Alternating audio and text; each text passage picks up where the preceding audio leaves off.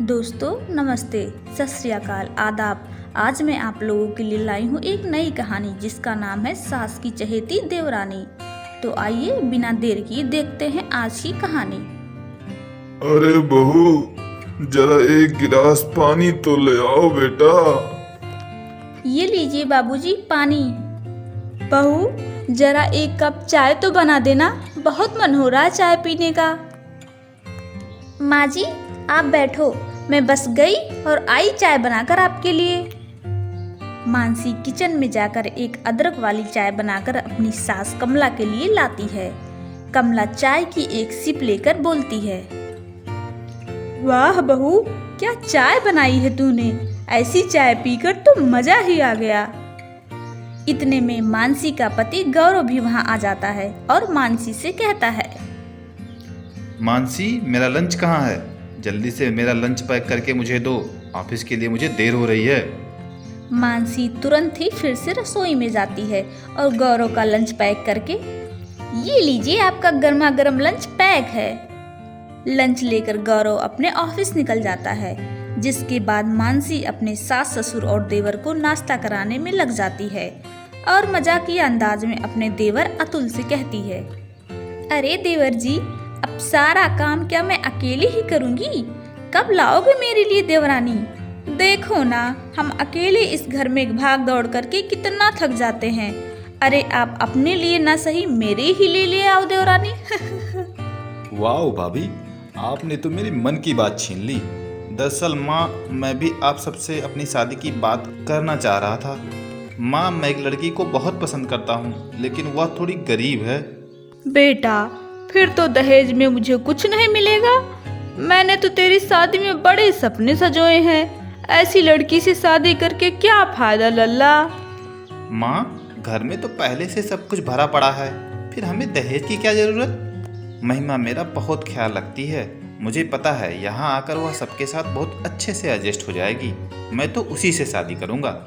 कमला और मानसी महिमा से शादी करने से मना कर देते हैं, लेकिन अतुल महिमा से सच्चा प्यार करता था। वह अपने घर वालों के खिलाफ जाकर महिमा से शादी कर उसे घर लाता है। माँ, भाभी, आप लोग मानो या ना मानो, लेकिन आज से महिमा इस घर की छोटी बहू है। चलो महिमा, मैं तुम्हें अपना कमरा दिखाता हूँ। अतुल महिमा को लेकर अपने कमरे में चला जाता है। अब जब भी अतुल घर के बाहर जाता तो कमला और मानसी महिमा को ताना मारने में नहीं चूकती थी। बहू, आज के बाद तुझे घर में कोई भी काम करने की जरूरत नहीं है। महिमा है ना, अब वही घर का सारा काम संभालेगी। माँ, वैसे भी अभी तक मैं ही घर का सारा काम करती आई हूँ, मुझे भी तो आराम चाहिए। मैं अपने कमरे में आराम करने जा रही हूँ। मानसी ऐसा बोलकर अपने कमरे में चली जाती है। बेचारी महिमा घर के सारे काम अकेले ही करती है, घर में सभी की फरमाइशें पूरी करती है, लेकिन उसकी सास और जेठानी सीधे मुंह से बात तक नहीं करती। मेरी सास और जेठानी मुझसे ठीक से बात क्यों नहीं करती? आखिर मैंने क्या बिगाड़ा है उनका?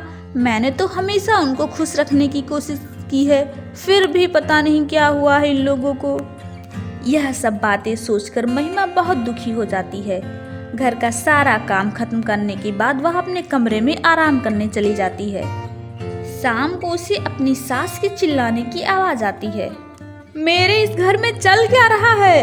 इतनी शाम हो गई है, ये महिमा अभी तक घोड़े बेचकर सो रही है। अरे शाम की चाय मुझे मिलेगी भी कि नहीं? महिमा, ओ महिमा, अरे कहाँ मर गई तू?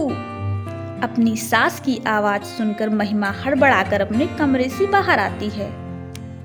माँ जी, वो मेरी आंख लग गई थी, मुझे टाइम का पता ही नहीं चला। हाँ, तुम महारानी बनकर इस घर में आराम करने ही तो आई हो। अरे चाय कौन बनाएगा, मैं या वो तेरी जेठानी जो बेचारी बीमार पड़ी है?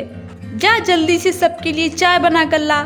और हाँ, चाय बनाकर सीधे अपनी जेठानी के कमरे में आना, मैं तुम्हें वहीं मिलूंगी। चाय का ऑर्डर देकर कमला अपने बड़ी बहू के कमरे में चली जाती है। महिमा जल्दी से किचन में जाकर चाय बनाने लगती है। चाय बनाकर जब महिमा अपनी जेठानी के कमरे में जाती है तो देखती है कि उसकी सास बड़े अच्छे से मानसी की देखभाल कर रही हैं। यह सब देखकर महिमा अपने मन में सोचती है, माँ जी जेठानी जी को कितना प्यार करती हैं, बिल्कुल एक माँ की तरह। काश माँ जी और मैं भी इसी तरह रहते। ऐसा सोचते सोचते महिमा वहाँ से चली जाती है। ऐसा ही चलता रहा। अब मानसी रोज कोई ना कोई बहाना बनाकर काम न करती, जिससे अब वह बहुत आलसी हो जाती है। मानसी अब इतनी आलसी हो चुकी थी कि वह उठकर एक गिलास पानी तक नहीं लेती। वह दिन भर अपने बिस्तर पर पड़े पड़े सोती रहती। एक दिन जब महिमा किसी काम से घर से बाहर गई होती है, तभी अचानक कमला की तबीयत खराब हो जाती है। वह अपनी बड़ी बहू मानसी को आवाज लगाने लगती है। अरे बहू, ओ बहू, कहाँ है तू? जल्दी आ मेरे पास। मुझे कुछ ठीक नहीं लग रहा है, जरा मुझे मेरी दवाई दे दे। बहू, तू सुन रही है ना? कमला बहुत चिल्लाती है, पर मानसी के कानों में जूं तक नहीं रेंगता। वह अपने बिस्तर पर पड़ी रहती है। थक हार कर कमला किसी तरह अपने बिस्तर से उठती है और मानसी के कमरे की तरफ जाकर देखती है कि मानसी तो आराम से खर्राटे मारकर सो रही है। हे भगवान, देखो तो इसे किस तरह खर्राटे मारकर सो रही है। अगर इसका यही हाल रहा तो मैं तो किसी दिन इस दुनिया को छोड़कर चली जाऊंगी, इसे पता तक नहीं चलेगा। लेकिन इसमें सारी गलती मेरी ही है। मैंने ही इसे इतनी छूट दे रखी है। महिमा की गरीबी का फायदा उठाकर हमने उसके साथ बहुत ज्यादती की। अब मुझे ही इस गलती को सुधारना होगा। ऐसा सोचकर कमला अपने कमरे में आराम से लेट जाती है। दिन ब दिन कमला की तबीयत बिगड़ने लगती है, लेकिन इन सब बातों का अब मानसी पर कोई असर न पड़ता। वह दिन भर अपने कमरे में आराम फरमाती। उधर छोटी बहू महिमा अपनी सास की खूब सेवा करती, समय पर दवाई, खाना, सब कुछ। अब कमला को यह सब बर्दाश्त नहीं हो रहा था। फिर एक दिन, बहू, मैंने तुझे बहुत सताया, लेकिन तूने कभी भी पलटकर कोई जवाब नहीं दिया। मुझसे बहुत बड़ी गलती हो गई। मेरे चलते ही मानसी इतनी आलसी हो गई है कि वो एक गिलास पानी तक नहीं दे सकती। अब मुझे ही अपनी गलती सुधारनी होगी। और हाँ, इसमें तुम्हें मेरा साथ देना होगा। बताओ माँ जी, मुझे क्या करना होगा? बहू, तू कुछ दिनों के लिए अपने मायके चली जा। समय आने पर मैं तुझे बुला लूंगी। माँ जी, आप जैसा कहोगी मैं वैसा करूंगी। आप मेरी माँ जैसी हो। आप जो करोगी सही ही करोगी, इसीलिए मैं आपका साथ जरूर दूंगी। महिमा अपने कमरे में आकर अपना बैग पैक करती है और अपने मायके निकल जाती है। कमला अपनी बड़ी बहू के कमरे में जाती है। बहू, तुझे अपने कमरे से निकलने की फुर्सत ही नहीं है। दिन भर इसी बिस्तर पर पड़ी रहती है। लेकिन आज मैं तुझे ऐसी खुशखबरी सुनाऊंगी ना कि तू खुशी से उछल पड़ेगी। खुशखबरी? कैसी खुशखबरी माँ जी? बहू, हम कब से चाह रहे थे कि महिमा इस घर से चली जाए। आज मैंने उसे हमेशा के लिए इस घर से निकाल दिया। अब इस घर में हम फिर से मालकिन बनकर रहेंगे। यह सुनकर मानसी हैरान रह जाती है। एक तरफ तो उसे महिमा के जाने की खुशी होती है, तो दूसरी तरफ वह सोचती है, ये क्या, अब फिर से मुझे घर के सारे काम करने पड़ेंगे। कैसे करूंगी मैं सारे काम? अब तो मेरी आदत भी छूट गई है। बहू, किस सोच में डूब गई तू? चल उठ जल्दी से, अब इतनी खुशी का मौका है, कुछ अच्छा बनाकर खिला। और हाँ, मीठे में कुछ अच्छा सा बना लेना। कमला की बात सुनकर मानसी किचन में जाकर खाना बनाने लगती है।